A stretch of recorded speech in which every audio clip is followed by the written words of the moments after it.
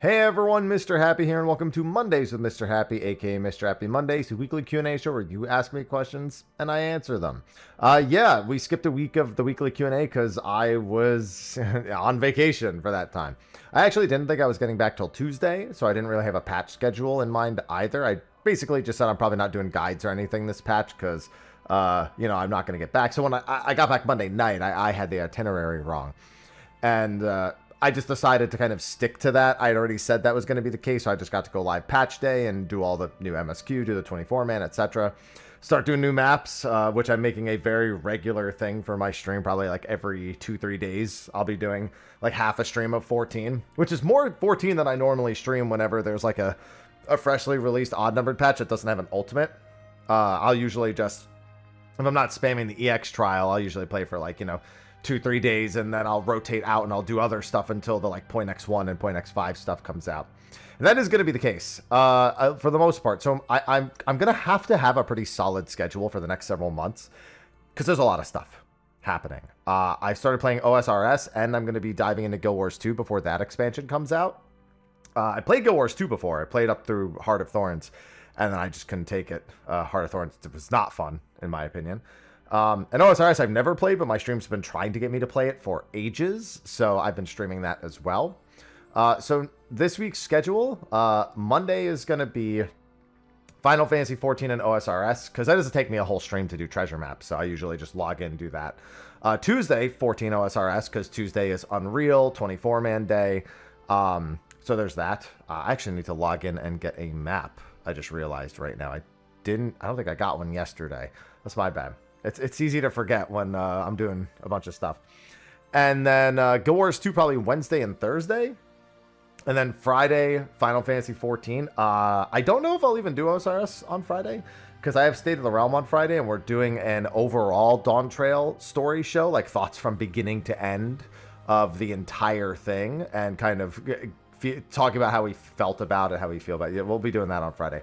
And then Saturday might be full OSRS. That might be the only like full OSRS day. But that's it for this week. For the following weeks, though, like I have to start thinking about Final Fantasy Tactics, Octopath Zero in December. I have to think about Dragon Quest 1 and 2, Trails in the Sky First Chapter, which is going to have its own incentive. So I gotta nail down all the scheduling, plus Relic Grind, plus Cosmic Grind, plus I already have a group for week 1 Quantum to try to get the Quantum 40 clear. So yeah, it's going to be busy times over the next several months. And I will probably be making a handful of videos about OSRS, about Guild Wars 2, and probably about a couple of other Square Enix related things, just because they've got a lot of HD games coming up that I'm really excited for.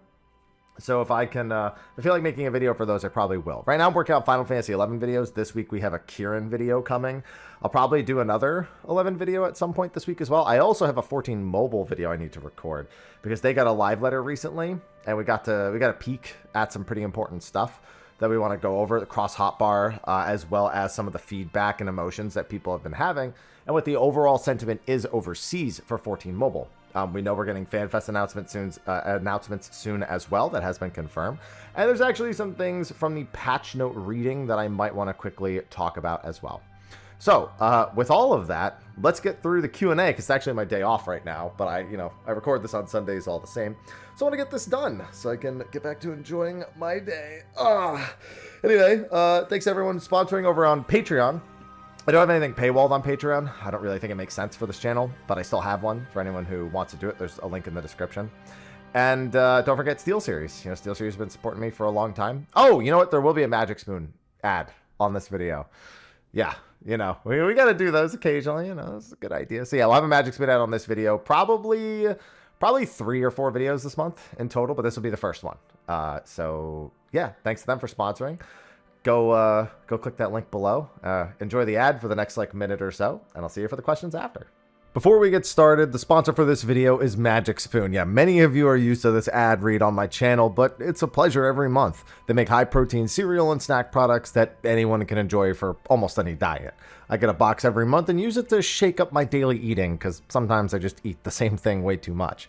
They most recently sent me a smorgasbord of cereal, treat bars, and granola. I'll just reach for any of them throughout the day, really, whenever I get snacky, as an option that's just better for my dietary needs. If you would like to try Magic Spoon while also supporting the channel, channel, then click the link below to get some today. Build your own custom box of products with tons of available flavors to match whatever you want.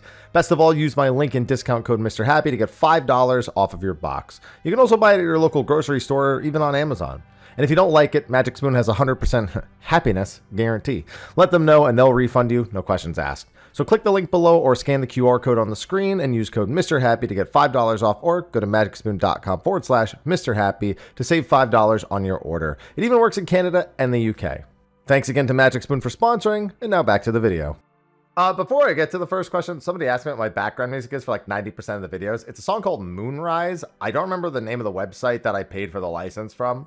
But yeah, it's just some like generic background music called Moonrise. That's all I can really remember about it. But for this question, hashtag Mondays with Mrhappy. Hi, Happy. Hi, first time I comment. Welcome.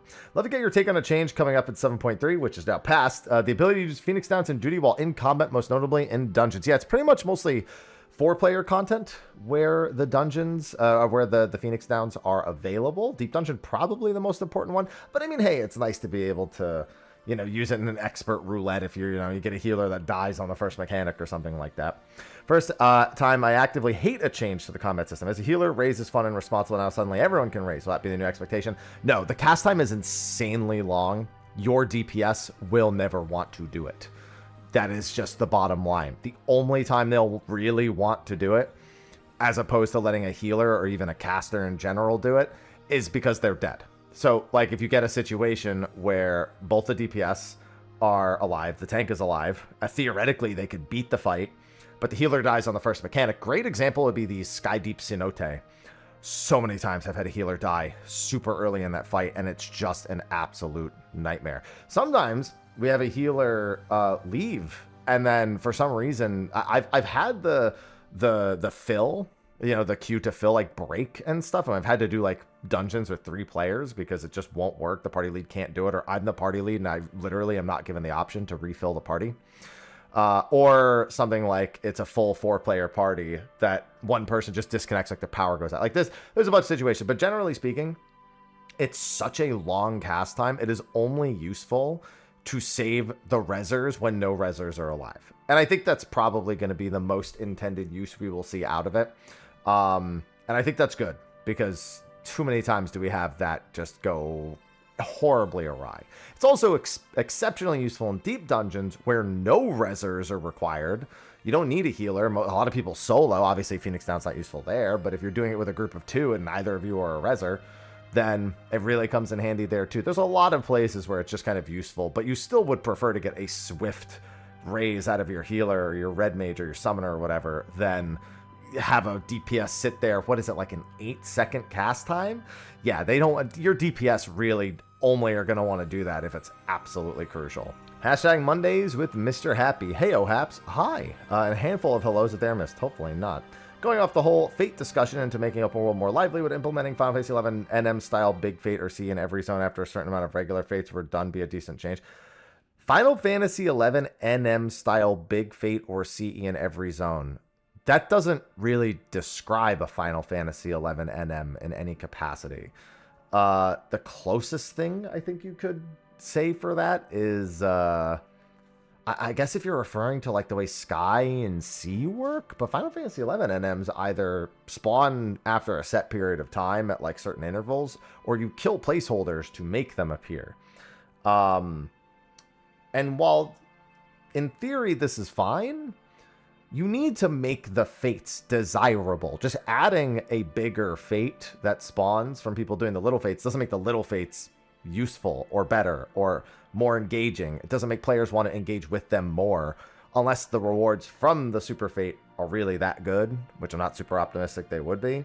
So I think you fundamentally need to address the core issue of fates not being rewarding enough for the average player for them to even consider them an option. And that's, of course, through different types of fates, more objectives for fates, higher values for EXP from fates. You want players to feel good doing the system at all, not dangle a carrot in front of them, be like, you may not like this system, but at the very end of it is all this, because that's what the gemstones do not accomplish right now. So just be another system on top of it that doesn't accomplish anything else. And it also, if it's frequent, then it's not special anymore. Then the players can get what they need out of it super quick and then move away, which also isn't a really great thing. So I think you're trying to jump too far ahead to something when the core system needs to be addressed first. I think that's something that we really need to lock in on when it comes to feedback, is stop thinking about the extremes of like something like some sort of end goal, when a lot of what people want and what people need is the actual core game systems being updated to be more modern and to be more player friendly. So let's focus on that first. Hashtag Mondays with Mr. Happy. Hey, Happy and crew. Hi, hope everyone's having a great week at the start of August. Me too. My question is about alt characters and sharing gear and achievements. I understand that a huge feature 14 draw for the huge feature and draw to 14 is being able to do everything with one character. I was wondering if the ability to link characters to your account has been discussed by devs similar to WoW's warbands. I feel like they've been asked, and because of the idea that you can do everything on one character, it's been largely dismissed. I'm always in a weird spot with 14 and the idea of encouraging alts again more. You don't want to discourage alts, is the big thing. And their systems, they discourage alts. So it's not even about telling people that alts are something they should be doing. It's more like making sure that if you are someone with alts, that you feel like you have access to everything in your account. And that can only be a positive. The thing is, this is one of those things where if they do it, there's literally zero ways to swing it as a negative. Like, maybe the negative people might swing is then becomes expected that more people have alts, but that generally isn't. Again, you can do everything on one character, so that doesn't really make sense. It can be convenient to mail things to my alts. Yeah, I mean, I've talked about this for years. I wanted to be able to mail myself maps or access mounts that I earn on one character, on another character. I mean, yeah, no, I don't think it's an actively discussed. I will also say this. Of all the things they could address right now, this also would be kind of like a low priority for me. Just imagine if your concern about a game is, oh, you know, I'm not really vibing with the story, or there's not enough for me to do in game. Like, so some might argue, well, if I felt better doing alts, I would just level an alt, and then I'd have something to do. I totally get that argument. But fundamentally, the things that you don't want to do on your main, they should fundamentally be looking at and trying to improve, more so than trying to encourage you or telling you that it's okay to use the second character. I don't think there's been much discussion. I feel like it's come up on occasion, and I don't have enough even memory of when it's come up to point you in a direction. More characters, more money from Fantasia sales, right? I mean, not really. You're able to get a lot of Fantasias. Like, I have a ton of Fantasias per character. Plus, you get extras. Plus, they've been giving people extras for that. Second of all, I feel like if people were more encouraged to do alts, they would make a bunch of different characters with a bunch of different appearances. They may actually be less likely to buy Fantasias. Let's be honest. If they're a Fantasia addict, they probably don't. But I don't think that that's a shoo-in. Basically. Also, I don't think we should be making a change that's like, oh, well, then maybe if they have more characters, they'll buy more Fantasias. We should be fundamentally looking at the core game itself and not how do we boost Fantasia sales. You know what I mean? Hashtag Mondays with Mr. Happy. How's it going, Haps? Hello. Hope you had a good time on vacation. Very good time. If you starting to dip your toes back into other MMOs, what do you mean starting? I don't think people realize that over the years of streaming, I have put out a lot of different content on different MMOs. The problem is that most of the time, MMOs that release in recent years are so... I'm not going to say bad. What I will say is it's like the smoke out of a barrel. It just fizzles, you know? The smoking gun, but the smoke just fizzles kind of deal. Like, yeah, is it fun to pop into Blade and Soul, Throne and Liberty, Maple Story 2 when that came out, ESO, Guild Wars. It is, but a lot of them are very short-term visits. And so even when I've like dived into a ton of different MMOs over the years, it's always very temporary because most of them do not have the resources nor the interest for the staying power to be there. Some of that is brand loyalty to Final Fantasy 14. Final Fantasy has been a huge part of my life, so I'm always going to feel more drawn to it. But the other part is strictly being a new MMO is so brutal that there's no way I'm going to stick through the worst parts unless I'm absolutely in love with it. And that just isn't happening with other MMOs. Now, anyway, been lurking your Guild Wars 2 streams. Do you think that might take another crack at WoW? No, every time I start playing WoW, I just get upset again.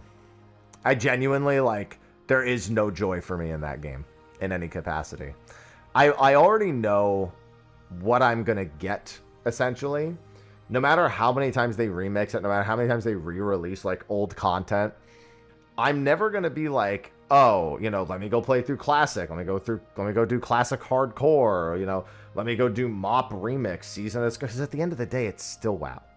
And I don't play WoW for the reasons that WoW, like the way WoW was made. I stopped playing in Cataclysm. Throughout BC, throughout vanilla BC and Wrath, when I played, it was never all the time. It was always huge swaths of breaks because I can only take a reputation grind that I need in order to get my endgame gear, followed up by climbing the ladder of the latest raids. Like Mythic Plus would entertain me for a bit, but Mythic Plus is not going to entertain me for probably more than the weeklies after the first little bit. It's just not enticing to me in any capacity. I'm not going to log in every day to do delves. I'm not going to, like, it's all such a short-term dopamine hit, everything that I feel like I accomplish in that game, that the only things that ever brought me joy working on them are actually masochistically annoying. Like, I think back to when I worked on Insane in the Membrane. Didn't finish it because of the lockboxes, but that was the most engaged I was. Archaeology and Cataclysm was another good example of something I got really deep into, but because then with the raids it was just like whatever. And I'm also, if I'm not doing mythic raids and I'm not doing them before they get nerfed, then I actually just don't care about them at all. I'm not particularly drawn to WoW's encounter design in any like any way that would make me like I have to play like high-end World of Warcraft. Like I see it and I go, I have to play it. I'll be like, all right, they're all going to drop AoEs, and it's going to leave a puddle, and that puddle's going to stay for the rest of the phase, and then there's going to be some split damage, and then 3 other people are going to get debuffs, and like, I can see the formula happening as it happens, pretty much, you know what I mean? And that's true with 14 too, but I'm not willing to put myself through that for a second game. A game I otherwise, outside of the raids, already know my interest is so limited. Dragon riding's cool, but is dragon riding a reason for me to subscribe? No. Season Discovery being a remix of a lot of stuff, is that cool? Sure, but at the end of the day, it's just going to be World of Warcraft, but all the classes are a little bit different. Like, it's not a fundamentally different experience. Not to mention, I have huge issues with the balancing team. Like, it genuinely upsets me as like as someone who plays MMOs to see stuff like the Sunken Temple final boss being like 30% over an HP amount that was clearable. It's super easy fight, but just literally no way to clear it. Like until they nerfed it, and seeing like we get hot fixes for like bad text or getting like 1 totem instead of 2 totems for an extreme trial. I'll take that over some of the bugs I've seen in WoW, like some of the quality control that I've seen. It just makes me nervous even thinking about patch to patch. Somebody told me there was like a warband one time that could like empty your whole bank. I mean, to be fair, those things happen, but like from what I understand, it was not recoverable either. So it's like it makes me nervous, the difference in quality control and how much is on the line there and how much is expected of me time wise. So no, World of Warcraft is so far out of my interest that I have not even entertained. The closest I ever entertained was Season of Discovery, and then I thought about it for about 5 more minutes and I went, yeah, I'm not doing that. It's not happening. Hashtag Mondays with Mrhappy. Hey, hi. You mentioned a protector-style tank with multiple shields. How crazy would it be if they took the inspiration from League of Legends Cassante? Oh, who's Cassante again? I'm sorry, I haven't kept up with League of Legends since... It's been a few years. I used to watch Worlds and, like, LCS and LCK. Like, I used to wake up at 3 in the morning to, like, catch LCK and stuff like that. But I have not done that in a long time. Who is Cassante again? It's in my head, but I think the last person that I really paid attention to and tried to remember everything they did was that guy who switches guns. I think his name begins with A. Not Apollo, not... you know who I'm talking about. He switches all his guns, and he has like a sniper and a gravity gun and a flamethrower and all that. Basically, I call him the Yu-Gi-Oh card of League of Legends. I haven't kept up, so I don't remember Cassante very well. Actually, the very last League of Legends thing I did was I played the Ruined King turn-based RPG. Great game, by the way. Even giant tonfas. I love tonfas. I would take that for a tank. Absolutely. Do you think there's room for the devs to bake in damage, healing, shield, trade-off off the healers I might consider, but tanks often neglect? Do you think there's room for the devs to bake in damage, healing, shields, trade? So you're saying that, like, they choose between dealing more damage or having more utility? I hate to tell you, but that's never going to happen in Final Fantasy XIV. Everyone will always take outgoing damage if given the option. I think there are probably more interesting ways to bake in your mitigation versus your damage without it feeling like you're being too negatively impacted. TBN is unfortunately a good example of tying your mitigation to damage, but the flip side is it feels so bad when you can't break TBN. Like, if you're doing like casual content and your TBN doesn't break, it is actually one of the worst feelings. Some form of mitigation for that, where you can manually pop it early, would have some sort of impact, but like, I don't know what the solution is for tanks. Theme-wise, I feel like it's really important to get how they feel correct and to make sure that they actually all have some degree of uniqueness to them. But I feel like there needs to be more interaction between what a tank's like mechanics do against a boss, if that makes sense. So like, the game's not really built for that. Like, let's say you had, I don't know, what is a good example? Let's say that Passage of Arms, if you stood behind a tank with Passage of Arms, it could actually create a safe zone from an attack altogether.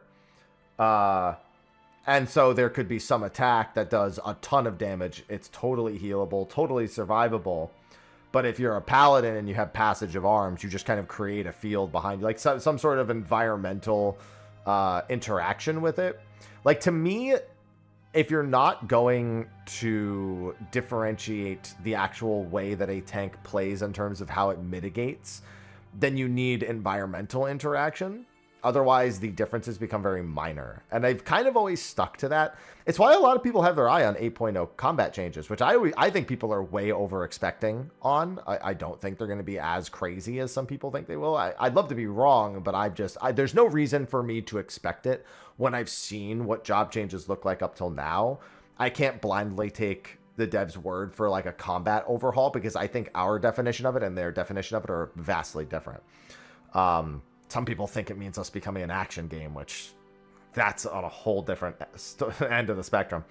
But no, I don't think this particular bit here. But yeah, no, the giant tonfas, I can't comment on, because I'm down for whatever idea they have as long as it turns out cool. You know, I'm not like, oh, we need to get this or we should get this. I'm more like, just like, that's what comes to mind for me. I'm not a tank main, so I'm open-ended on that one. All right, next question. Hashtag Mondays with Mr. Happy. Hello. Hi. Hope you enjoyed. I did. The vacation. Whenever I get back to the questions. Mine is, are there any old RPGs you enjoyed or want to see brought back in a remaster? I truly love Xenosaga Trilogy and the PS2, but alas, can't play on today's systems. Just curious what some older games are you want to see brought forward. So actually, I got my wish with this. Super Mario RPG was definitely one of the top ones on my list for this. And, you know, we have that now. But actually, for me, it's not about the games I played. It's about the games I haven't played.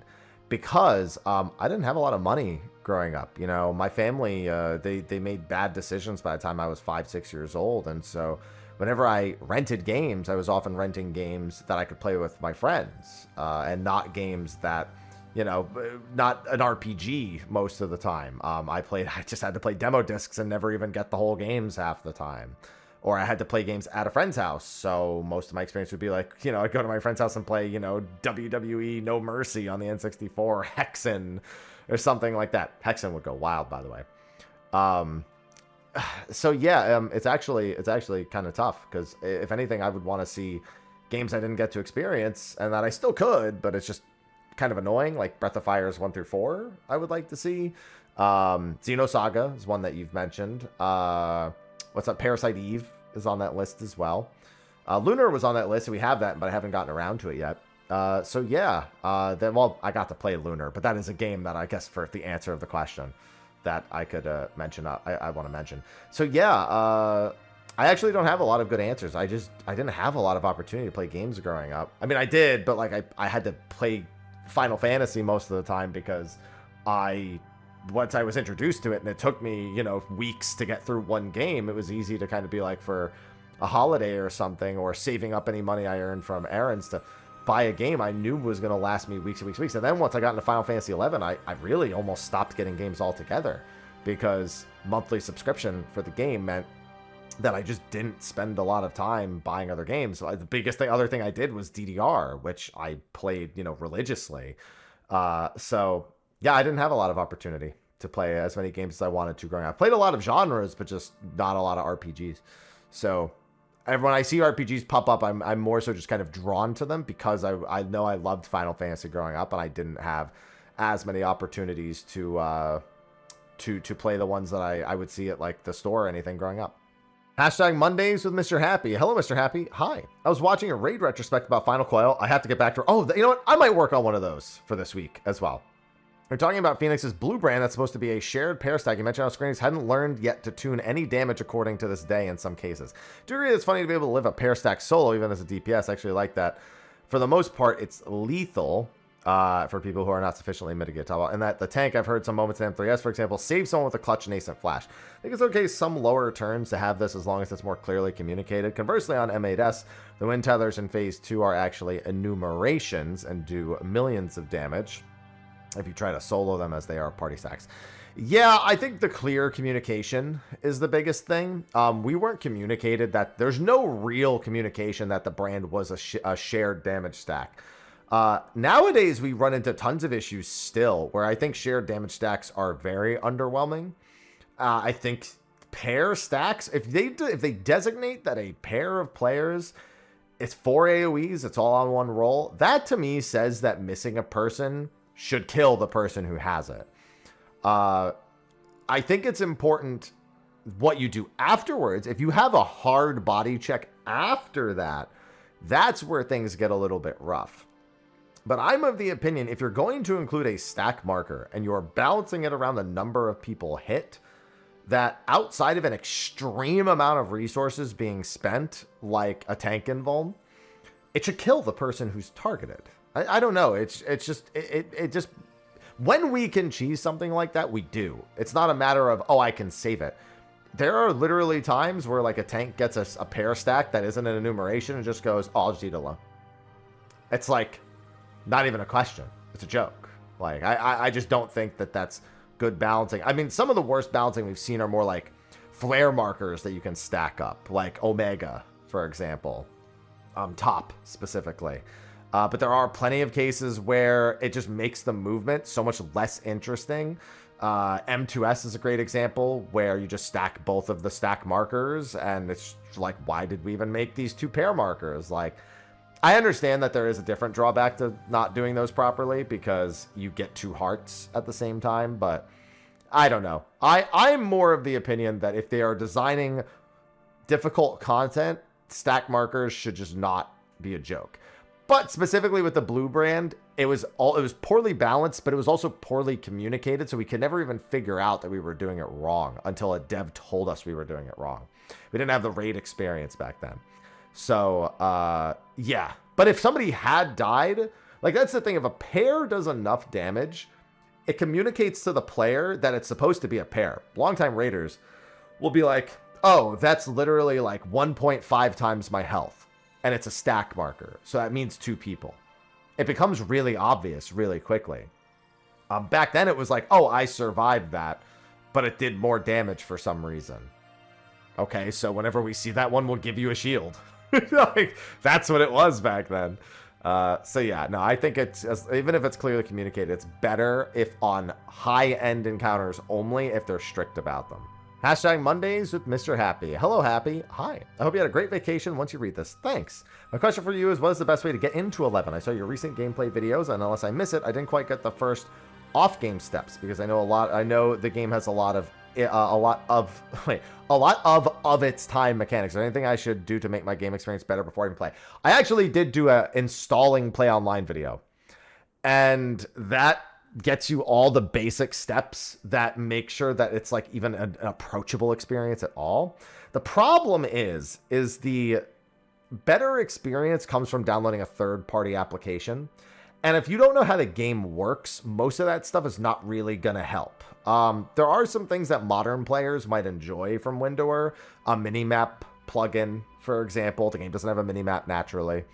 But then there's a lot of plugins that only mean something to you if you've actually played long enough, like distance to enemy. There are some enemies that, like, you have a 24.9 Yalm casting range, and they have a 20 Yalm AoE. So with, like, groups, you need to stay between the 20.1 and the 24.9 range to hit them, but be safe from an attack. Like, it's useful, or, like, even just HP percentage mod. Like, some boss will have, like, oh, at 79% this happens, and you'll be like, it's just a bar. What the hell is 79%?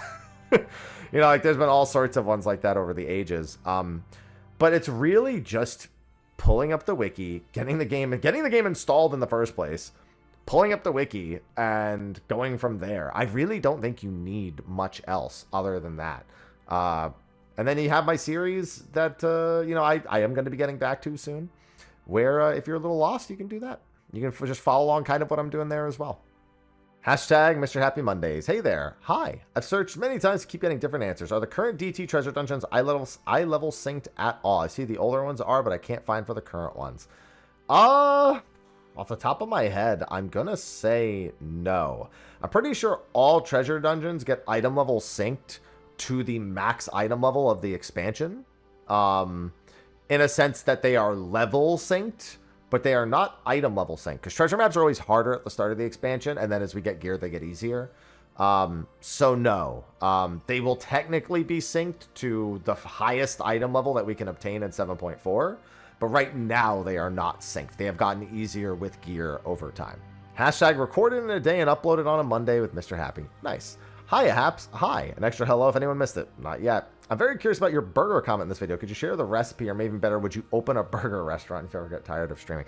Honestly, so when it comes to seasoning food, a lot of people just don't season enough. It's just like a really common problem. Generally speaking, you want to... It's a matter of philosophy. So with a burger, you'd want a good amount of salt. A lot of the times I get burgers and they are so lightly salted or peppered, or there's no, like, they don't include anything like if they want a little bit of kick, you go with a little bit of cayenne. You can either, like, you can finely mince garlic and mix it in with the meat. You can just do garlic powder if you want. Like, there's a lot of relying on the other elements of the burger and thinking about things that should logically make sense, but then skipping seasoning altogether, which makes one part of the burger not as good. This is just true of food in general. If you're going to put cheese on a burger, you don't go, oh, well, cheese is salty, I won't salt my burger. And it just feels like a lot of places do stuff like that. Like, you want different elements on a burger that have a little bit of sweetness, a little bit of saltiness, a little bit of, you know, spice if you want that. A little bit of texture, you know, crunchy bacon on a, you know, a thick, if like you're doing a thick burger, then crunchy bacon usually goes really good because the burger's usually a little softer, so you get the difference of texture. But it's literally just actually seasoning food. And it just, I don't know, it feels like places just don't season, or they just do that and then they're just done. And it just doesn't add anything. It's so bland. You know what I mean? So that's how I feel about just a lot of burgers that I've had. It just feels like I was given all ingredients I loved and just no attention to detail. It's really something I noticed when I started cooking as a whole. Oh man, I remember for one Thanksgiving, I was asked to make the turkey. And this is wild. First of all, I think turkey is the worst tasting bird. It's good to eat in volume. It's fine in sandwiches, but I think every other bird meat just tastes better. It just, you don't get as much bird meat with like a chicken or anything like that. I digress. But I was asked to make it, and they were like, they don't like it too seasoned. And I was like, what does that mean? And they were like, dude, she was like, just barely season it. And I'm like, it's a giant bird. Like, it needs a ton of seasoning. Like, you can't, like, skimp on that. You got to be, like, rubbing the butter underneath the skin. You got to make sure it's stuffed with tons of aromatics in order to give flavor to the inside of the bird that then oozes out into the fat as it renders, which you turn into the gravy. Like, if you lightly season the bird, it makes everything worse. And so I made that turkey, and I was so disappointed because it was so bland. And then when everyone was eating it, they were like, "This is exactly how I like it." I'm like, "What is wrong with you people?" It's like, this is not what it should be. You should have, like, I've spatchcocked a chicken, and I've cooked spatchcocked turkeys and gotten these nice, juicy, delicious, well-seasoned bits, and it was just like, oh, it kills me. Yeah, just actually season your patty, season your toppings, just season every step along the way when you're cooking, whether it's a burger or anything, and food's way better that way. Trust me. Hashtag happy with Mr. Mondays. Hi, Haps. Hi, and hope the vacation was good and extremely relaxing. I was very relaxed, and I ate a lot of food. I'm trying not to eat a lot this week to, like, undo some of that. I did go to the gym every day when I was on vacation, except for, like, the second to last day and the day we were leaving. So, like, you know, that's like 75% of the trip. I worked out every day. Plus, I was walking around nonstop and exercising, but I still ate a lot. Recently saw a YouTube video of a streamer that made the statement that Clair Obscur Expedition 33 is the Final Fantasy game that Square will never make. It's funny because, how do I put it this way? Square would have never made Clair Obscur. It's not that they never will, they never would have. The reason I say that is Final Fantasy was pretty steeped in its turn-based stuff. And when they started shifting to more ATB focus through like 13 specifically, it was clear they were never thinking of a more Legend of Dragoon style game with modern graphics. And as graphics improved, they moved further and further away from turn-based. So yeah, it's a game they never would have made. However, before I even read the rest of this, did you know that the Clair Obscur director and producer were both invited to Square Enix's offices in Japan to have an exchange of ideas? And that shareholders have actually been pointing at Clair Obscur, and they've been like, yep, we will use that as an example. So would never in the past, yes. Will never, I'm not convinced anymore. They also met Hideo Kojima while they were in Japan, I believe. As far as going, Square Enix practically killed itself with what we call the Holy Trinity being 16, Dawn Trail, and 7 Remake. Well, that's silly. 16, a lot of people still don't even actually understand what happened with 16. It reached within expectation, just not this part of the expectation. It was like here somewhere. So that didn't harm them in any way. Dawn Trail MSQ, I'll say it. I know the financial reports are out, and I could talk about them. Dawn Trail's MSQ is not the problem. It is the long-standing patterns that they've been following not being hidden by story-based bias. Because many of us have complained about things for years, and it's been ignored. And now the problem is some of the people complaining have no ability to form coherent sentences, and the story makes it really easy to do that. So a lot of the same issues. People act like issues are new. No, Dawn Trail's gone better than Endwalker in terms of content so far, but it's after years of Endwalker and then coming into something that's not being held up by its story, big difference. 7 Remake. 7 Remake's been great. 7 Remake, the biggest problem they had was, like, I'll say this with 16 too. I'm so glad Square's moving away from platform exclusivity. Obviously, I'll buy the platforms to play their exclusives, but they've needed to move away from it for so long. They have not done it well for a long time, and I think the 7 Remake series is a side of that. But anyone who says that 7 Remake series has killed itself is wild, because it's very good. I think the idea of 3 games stretched out over 10 years for a story that was told in one 40-hour game, regardless of how much you've expanded upon it, that idea was maybe not the greatest, but the games themselves are very good. Very much don't agree with him about Dawn Trail. It has the same feel as Stormblood, where MSQ is made, but the patches and content really solid. Yeah, it's very much Stormblood coded. While I might be wrong about this, then Yoshi P acknowledges the issues with Stormblood's MSQ, and we got 2 of the best expansions with Shadowbringers and Walker. That being said, I'm curious what your take is on his statements. Well, the problem is I'm only hearing their statements through you. I don't know what they actually said. So whoever this is, I cannot... You do not want to say, oh, well, if this person's telling me this other... You don't want to telephone like this kind of thing. You know, you don't want to play the telephone game with commenting on that.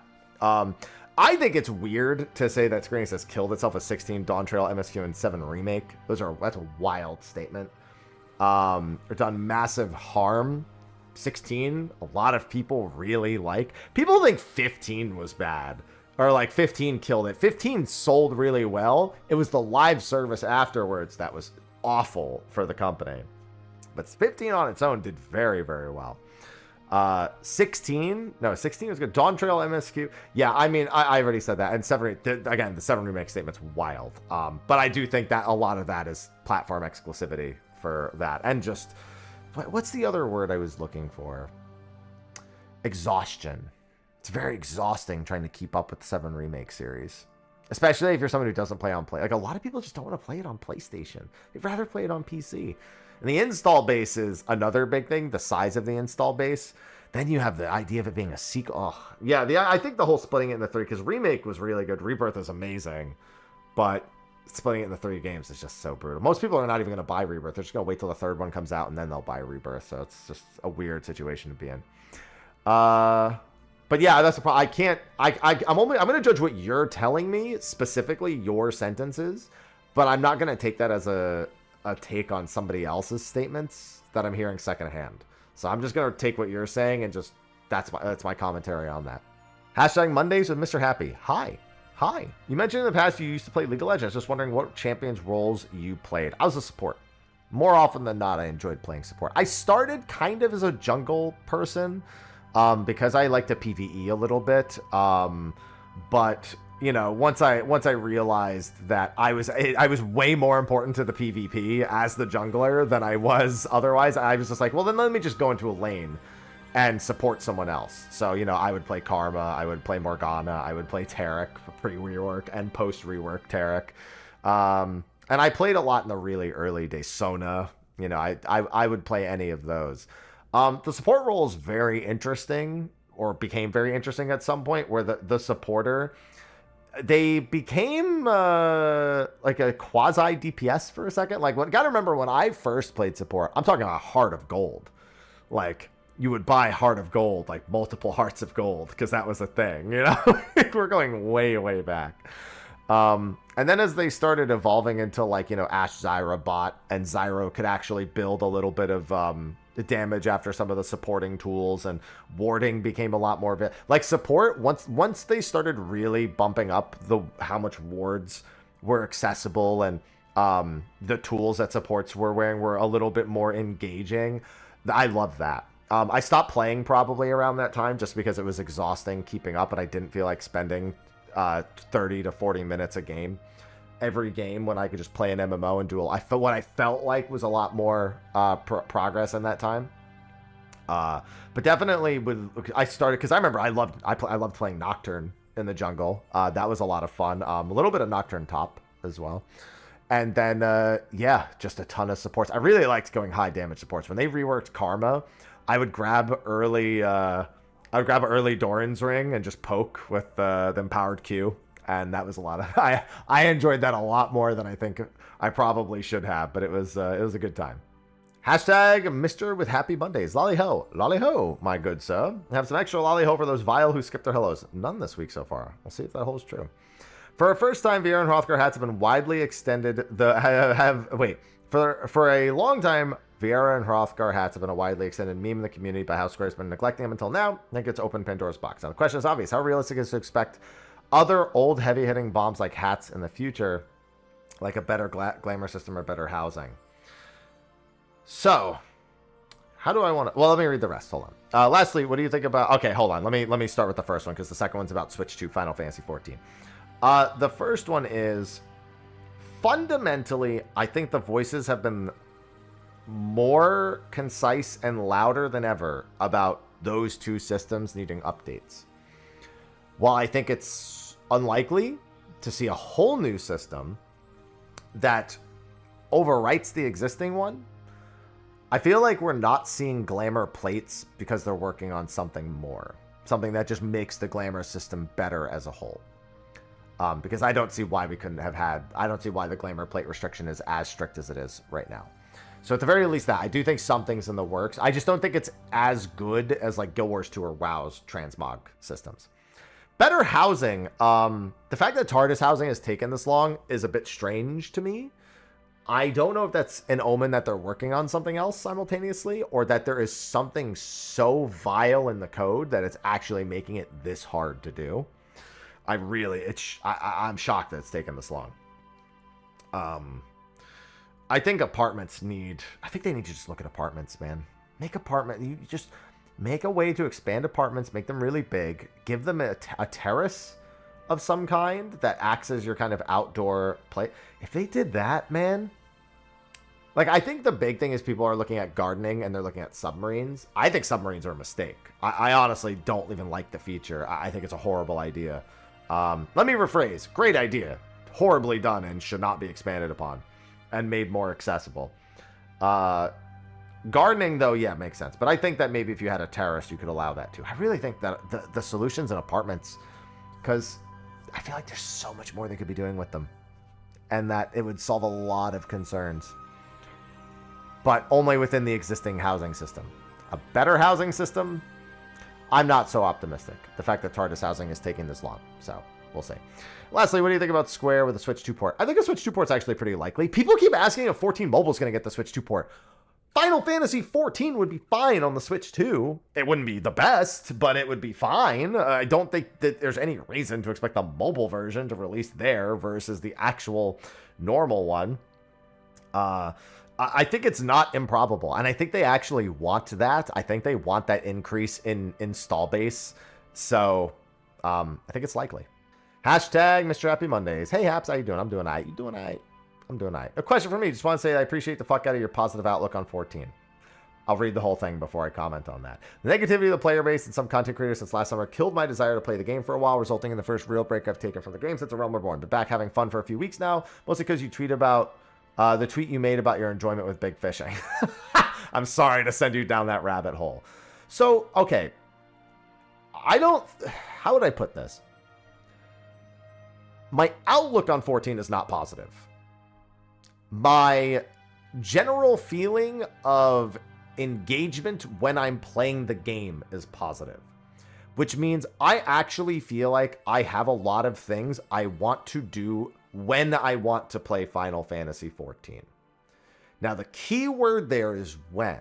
Because for years, most people don't actually watch my content. So they assume I do nothing but play Final Fantasy XIV. My YouTube channel, of course, is almost entirely about Final Fantasy XIV. And most people don't tune into my live stream.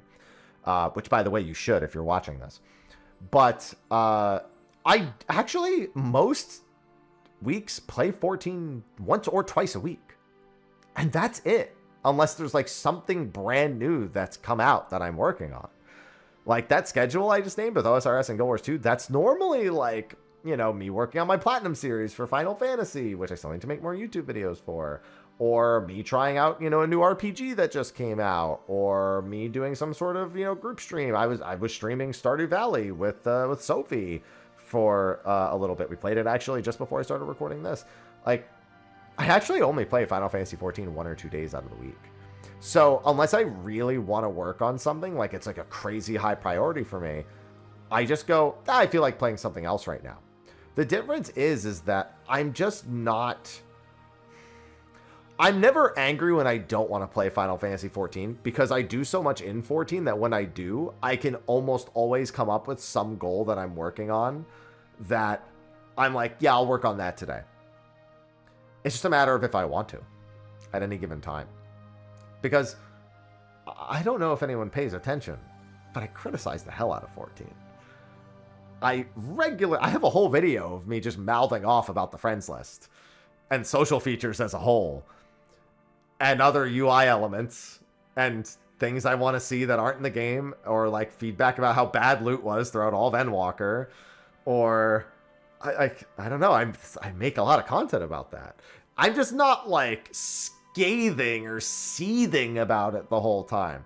I'm just like, you know, this missed the mark. I didn't enjoy this. This needs to be improved. Not, this is fucking horseshit. These fucking dog shit devs can't figure out their own fucking shit. Like, that's just not me. Like, I'm just like, I'm going to have an opinion about this, and I will present it in as eloquently a way as I can, unless I feel like being a little funny. And that's kind of it. So I just wouldn't call my outlook positive. I'm just not as emotionally invested in being negative about it as I am acknowledging what works for me and what doesn't work for me, and then just going about my day existing. It's just not worth the energy for me. Even if I made money doing it, it's just not. For years, I fought against doing things that would make me money because I don't want to do them. It's just not important enough for me to go down that road. I don't care about the money that much. I just can't do it. You know, like it's just not interesting to me. So yeah, it's a hell of a time. But I'll just keep having my same outlook, and if that works for you, then great. That was actually the last question, surprisingly enough. There was also a hashtag that said that, you know, Howlin' Rays is the GOAT. You're goddamn right it is. That was actually a really good question for me to end things on. But yeah, thanks everyone for watching this week's episode of Mondays with Mr. Happy. Thanks to Magic Spoon for sponsoring. And of course, thanks to Patreon and Steel Series as well in the description. Be sure to check out all the links and use them because it's just fucking about making money in the previous things. Affiliate links for products that I use. In fact, I have. This is an almost empty box right here. I said I haven't eaten less. I didn't say I wasn't eating anything at all. So yeah, there's that. But yeah, that's going to be a wrap for this week's episode. Be sure to ask your questions in the comment section for next week, and I'll see you in the next video. Until then, bid you adieu. Bye-bye.